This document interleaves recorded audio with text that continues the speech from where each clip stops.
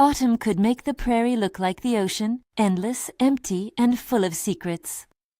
That afternoon, Isen found one of those secrets, a small shape hunched among the tall sun-bleached grass, so still at first he might have been a discarded bundle. He dismounted with the quiet care of a man used to watching for danger in wide places, and when he drew close, he saw the child's face, black with dust, eyes rimmed in red, lips cracked from thirst, and a tiny hand-carved wooden horse tucked under an arm like a talisman against the world.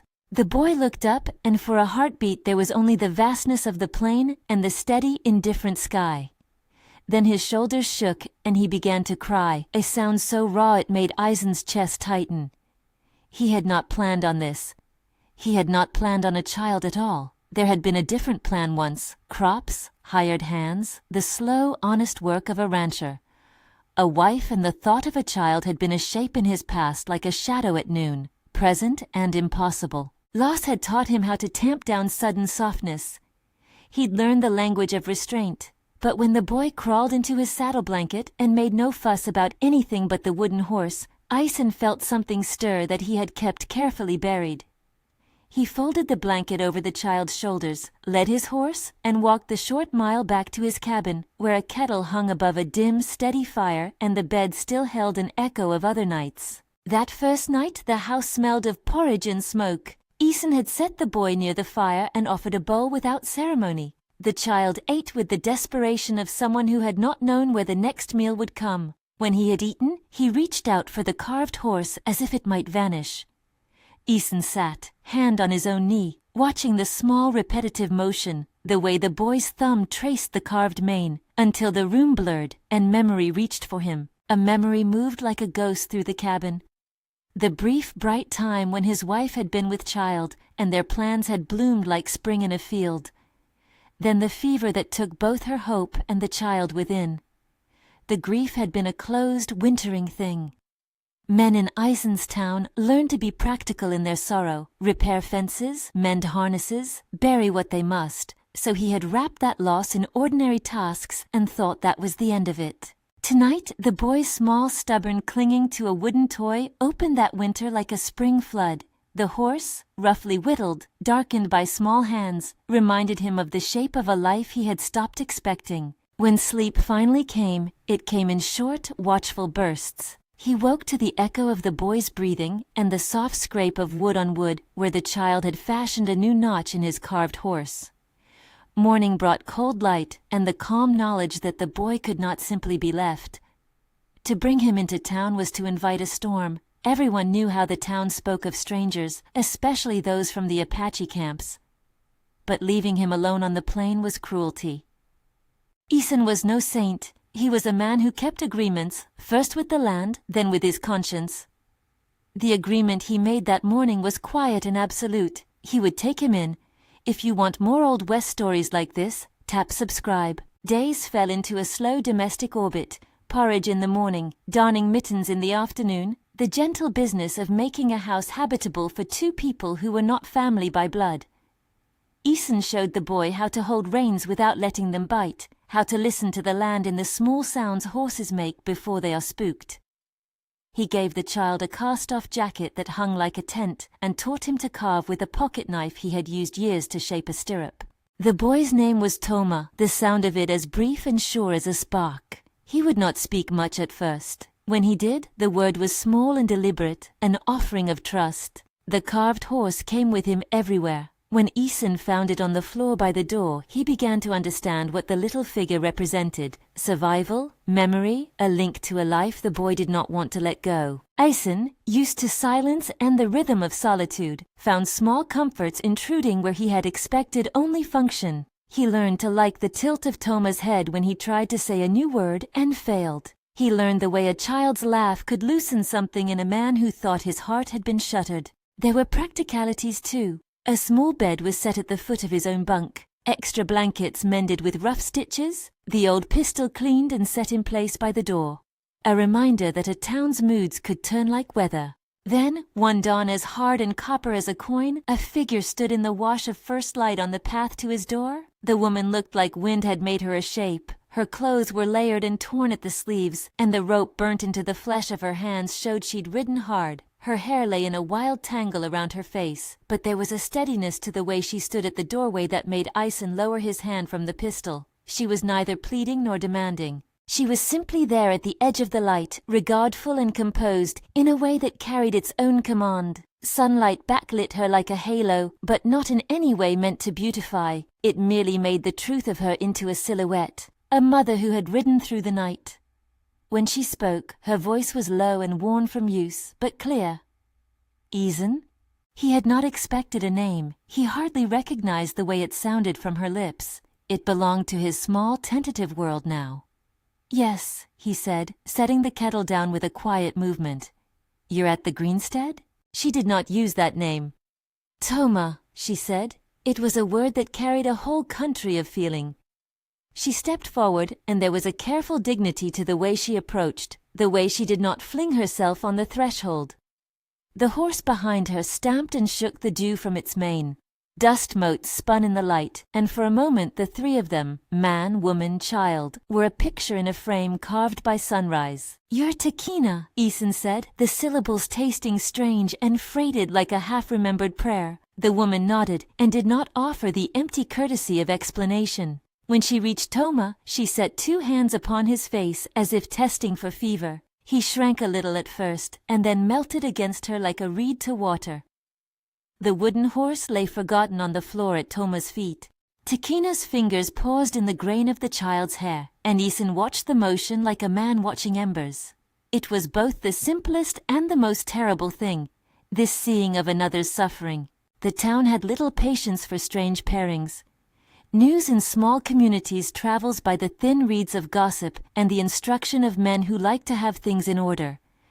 The sight of an Apache child under the roof of a white rancher was not a story to them. It was a provocation. When the word spread, whispers ran like ants along a fence, and some men gathered their hardest looks and hung them like lanterns at the saloon door. A sign appeared nailed to the fence at Isen's property line, "No outsiders." It was crude, spiteful, the kind of vandalism that spoke of more courage in a band than in the hearts of the men who had made the sign. Windows were kicked. A horse's mane was cut in the night and strewn across the yard like a warning. Isen watched the town for a while to see whether fear or principle would win. Sheriff Murdoch, broad, sun-browned, the sort of authority who measured harm in terms of saleable order, came himself one afternoon. He stood on the steps of the cabin and folded his hands, a posture of convenience rather than consideration. You know how folks feel about harboring an Apache child, Isen, he said. There's talk of bringing the boy to the camp, or sending him to the agent. I don't want trouble, but the town's nerves are frayed. Isen met his gaze without theatrics. He had once been a man who followed rules. He had also once learned that some rules are instruments of other men's fear. I won't hand him over because people shout, he said. I won't make Toma an object for the town to use as it pleases. He put his fingers near the colt at his hip, less an invitation to violence than a clear statement that he would not be intimidated into a choice that felt colluded with malice. Murdoch's expression tightened. You make it difficult, Isen. You open your door, and other folks see poor judgment. They'll call for action. They can call, Isen said, but not here. He looked at Takina, standing steady as stone by the doorway, and felt the rightness of it like a settled ledger. She had not demanded anything. She had arrived at dawn, a woman with a wound and a name, and she had claimed what was hers with the most human of claims. A touch, a look, a single word. The days that followed were a lesson in the small things that build a life. Takina taught Isen how to recognize bruises of fever, how to brew tea from bitter leaves that smelled of earth and held a clean, astringent bite. She kept her own counsel about certain plants, speaking of them in practical phrases rather than poetry.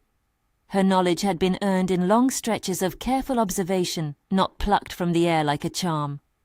Toma watched and learned. He was quick and stubborn, and had the sort of quiet that made other children look loud by comparison. Sometimes at dusk, they would sit on the low porch, the three of them sharing the caution of new family.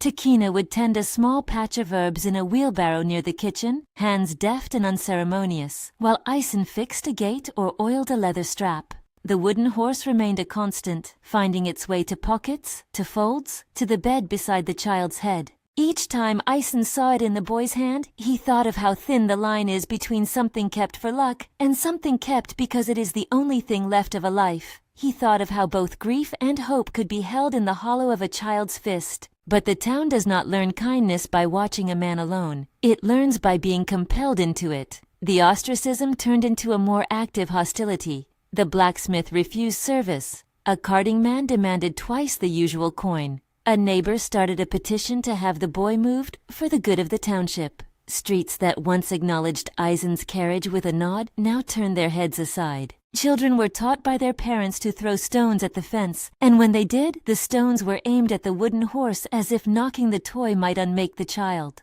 The confrontation came in its own natural way. Sheriff Murdoch arrived with a half-dozen men and an official air. He read them the town's complaints as if the papers themselves might absorb shame. "We've had word from the agent," he said, "that harboring children from the Apache camps without proper record, well, it's illegal in town terms. Folks are worried. If you don't cooperate, Isen, there will be consequences." Isen had learned to measure consequence. He also felt in his chest an odd fierce tenderness when he looked at Takina and Toma. He had no legal standing to claim parenthood. He had only a house and a rifle and the stubbornness of a man who had nothing left to lose that mattered less than the life of a child. He set his hand flat on the table between them when Murdoch's gaze lingered on the child's sleeping face. "You think I'll hand him over to men who make decisions with the white heat of anger?" he said. "I know what a mob can do. They don't come with goodwill. Toma stays here. Takina stays. If you must put me in chains for that, then you will. But I won't hand a boy like he is a thing on a shelf." Murdoch sighed. There was no immediate violence. Often the theater of authority is enough to scare men into behaving. But some of the town's sullen men kept watch. A few nights later, someone threw a stone through Takina's tiny herb bed. The plant's leaves shivered and broke, a reminder that prejudice is content to do harm in small, precise cuts. Takina knelt and pressed the leaves between her fingers as if they were people. She did not shout. She did not summon the sheriff. She simply moved them into a pot and tended them closer to the house. Then the fever came. It arrived quiet as a secret at first. One child in town with a cough that would not go away. An elderly woman whose cheeks flushed with heat. 2 men who could not stand for long. It spread with the kind of steady, remorseless efficiency that takes communities by surprise. Coughs in the stable, a fever in the bakery, a stack of men too weak to tend fences. The town's small doctor, a thin man whose courage had always been measured by his willingness to accept coin, packed a bag and left on the next stagecoach, the need of income pressing him to where the risk seemed smaller. Panic tastes like dryness and fear. Men shouted at the empty streets. Women barred their doors and looked into the distance as if help might ride in out of the plain. In the absence of authority, the town relied on rumor and old ways. People turned to prayer for comfort and to any remedy that might have a chance. It was in this unsettled time that Takina's knowledge became more than a private toolkit. She set to work not in secret, but in plain sight, brewing infusions, making compresses, teaching families how to keep the fevered cool and hydrated. She did not claim magic. She claimed skill and patience and the clear-minded observation of someone who had seen illness before. "There's a leaf that grows up in the canyon," she told Isen one dusk, speaking in the low way people use when they do not want others to overhear fear. "It grows among dry stones where the earth drinks slow. It is bitter, but it brings down high fever. I can make the tea if I can get the leaf. The canyon is steep." The canyon was a 40-mile ride and a steep, narrow cut in the rock where winds rattled like an old man's chains. There were trails that led into the brush and out onto precarious shelves. The risk was not only in the riding. Wild animals, the chance of misreading a path in the dark, and the fact that medicine rarely keeps a child safe under a fevered mind, these were the truths that made grown men careful. Isen did not flinch. He did not need to be asked twice. He could see in Takina's face that she had no desire to make herself a martyr, only to do the plain work of healing. However, the canyon plant had a requirement of timing. The leaf was useful only when picked in the hour just before dawn and brewed fresh within the day. The town's condition was growing worse with each hour. A long, slow ride would take time. That is why, before the next light, the three of them packed quietly. Isen with his saddle, Takina with small bundles of cloth-wrapped tools and the faint metallic scent of iron, and Toma with his wooden horse tucked into his jacket as if he knew it might be needed for courage. They rode in the dark, 2 horses and a quieter one for Toma, the stars like a beaten metal sheet overhead. The boy had shown a hardiness that surprised them both. He did not fade into the shadows of fear. Where his mother walked the world with the steady, economical movements of one who has carried hardship and keeps it close, Toma met danger with a blunt, fierce love. At first, Isen planned to leave him in camp while he and Takina climbed, but the child's insistence was a kind of devotion. "I go," he said simply. Isen was not easy on him, and neither was Takina. But both of them had a place inside them that a child could reach and steady. They let him ride. The canyon was a sermon in stone. They tied their horses and climbed where the path allowed, fingers finding purchase in the cool, mineral-faced rock. Takina's steps were sure. She found signs in moss and in the lean of a twig. Toma watched and tried to imitate, his small legs working with a tenacity that spoke of survival rather than fear. When they reached the place where the plant grew, nestled in a shaded fold of rock, Takina knelt and checked the leaves with a practiced eye. There was the right sheen, the right slight curl at the edges. She gathered them, folding each leaf into cloth as if tucking it into a cradle. They made their way back at a steady pace, the sun only just lifting its edge above the horizon by the time they reached the wide plain. They brewed the tea as soon as they returned, the steam rising like a promise, and began the work of bringing the fever down through cool compresses and the bitter, effective brew. Toma became the boy who could stay by a body's side for hours, unafraid and oddly untroubled by the sight of suffering. He learned where to place a hand for comfort, how to lift a cup to a cracked lip without spilling it. The remedy worked not as a miracle but as a careful application of knowledge and worn hands. Pale faces slowly regained color. Children who had lain limp against pillows opened eyes and looked around as if waking from a long winter. There was a moment in the slow, watchful work where the town's fear met what it had been taught. Men who had stood aloof found their doors knocked at by neighbors. Women took food to the infirm, and those who had been quick to jeer were the first to ask how they might help. The transformation did not occur overnight, but it moved with a steady, compounding grace. Those who had shunned Takina now received a cup of her tea and learned its taste like a small, humiliating truth. Sheriff Murdoch was among the first to step into the house with a look that had been rearranged by gratitude. He did not make a show of apology. Men rarely do. He handed Isen his hat and said, "I had my doubts. You were stubborn." The words were a poor fit for the intimacy of the moment, but they were true enough. Stubbornness had saved the boy, and in saving the boy it had loosened something in the town. The blacksmith repaired the fence he had cut through with his own hands and offered it back to Isen as if returning a debt. The carting man brought an extra wagon full of grain. Children who had once thrown stones now made little wooden horses of their own, crude and bright, and left them on the porch like offerings. Apologies were awkward things, said with the directness of men afraid of sentimentality, but they were said. Hands that had once avoided the house now carried in boxes of beans and jars of pickled food. The town slowly unlearned a practiced cruelty and learned in its place a clumsy, honest gratitude. Isen and Takina did not place great importance on ceremonies. There were no vows made in a church, no official papers signed to make them family by the state's measure. Their family was constructed out of the small, deliberate choices of daily life. A shared watch by a fevered bed, a hand offered in the early morning to steady a step, the mending of a boot, the patient teaching of how to whittle a horse from a scrap of wood.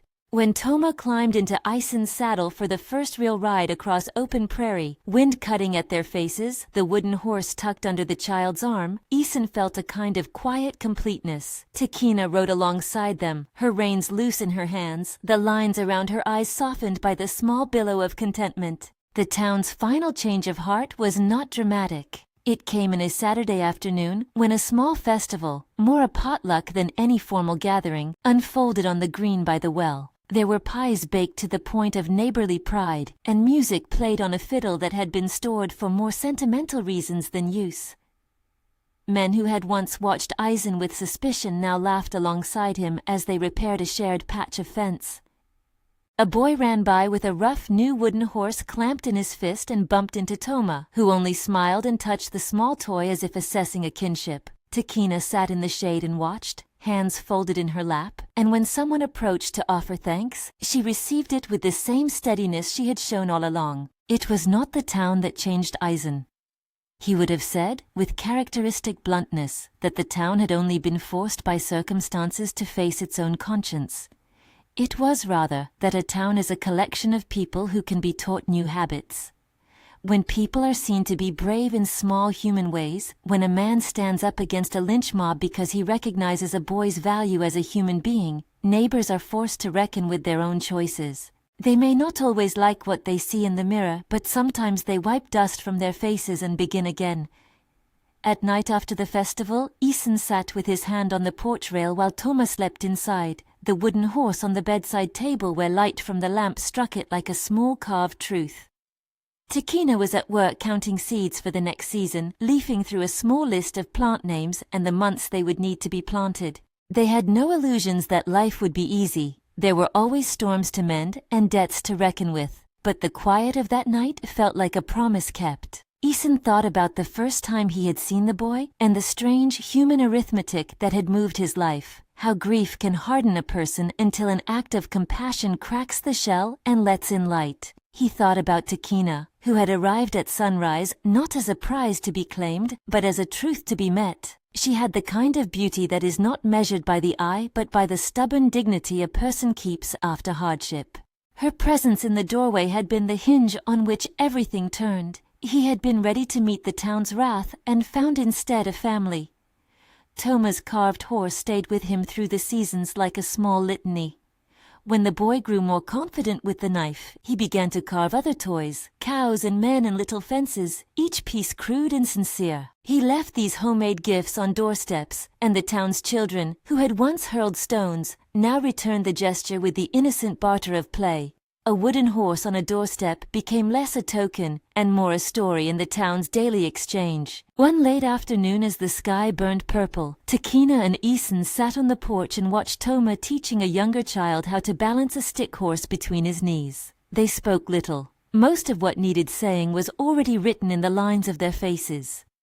When Takina reached across and took Isen's hand, it was not a dramatic unveiling.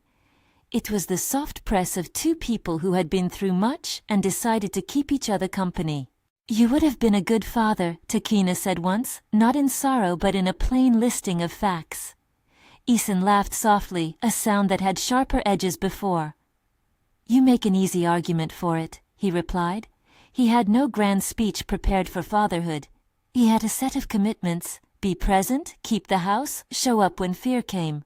Those were the things that built a family, not paper or parade. Years later, when people would tell the story at the general store or pass it along on dry winter nights, they would always pause at the image of that morning when a woman stood at the door at sunrise and the red light trimmed her edges like someone carved out of the dawn. They would tell of the way Isen opened the door and did what he believed to be right before it was fashionable to be so.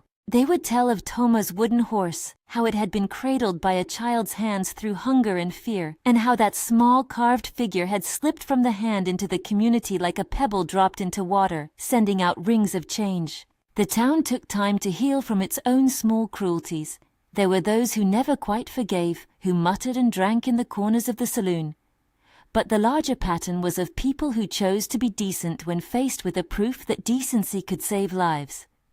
Once they had been taught that lesson, by a stubborn man, by a healing woman, by a patient child, the habit stuck. They repaired the fence and the hearts that had once been easy to wound. On the day of a small celebration, hardly a festival in any grand sense but more the marking of survival, Isen, Takina, and Toma sat together as the sun leaned west. There were songs hummed out of tune, a stew passed around in a patched pot, and laughter that moved like a long exhalation.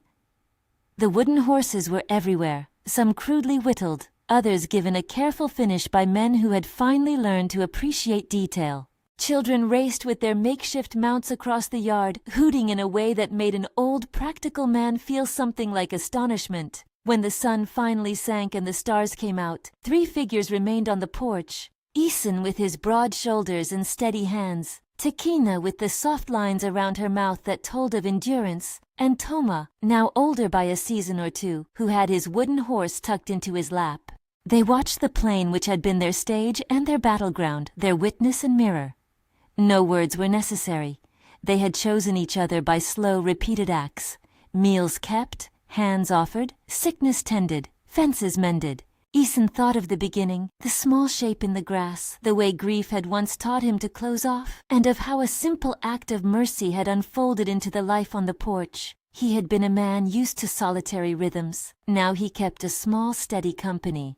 Takina's presence had arrived like the first light through his door, unexpected, harsh in its truth, and utterly irrevocable. Toma's carved horse sat between them, a trinity of wood, hand, and the human need to keep something that reminds us why we fight for one another. There are stories that end with a single dramatic moment, a shot fired, a law changed, a parade. And there are stories that endure in the way a well-kept field endures through seasons, with steady labor, with patience, with a willingness to repair what has been broken. This one closed quietly, as the best things do, with 3 hearts beating together on the prairie. No contract had been signed, no outside authority had blessed them. The blessing they needed had been earned by tending and watching and choosing each other day after day. So if you remember one thing from this tale, remember the wooden horse. It is the thing a child carried to keep fear at bay, the thing that moved from hand to hand and became a symbol of the small kindnesses that do not require law or sermon, only the willingness to act.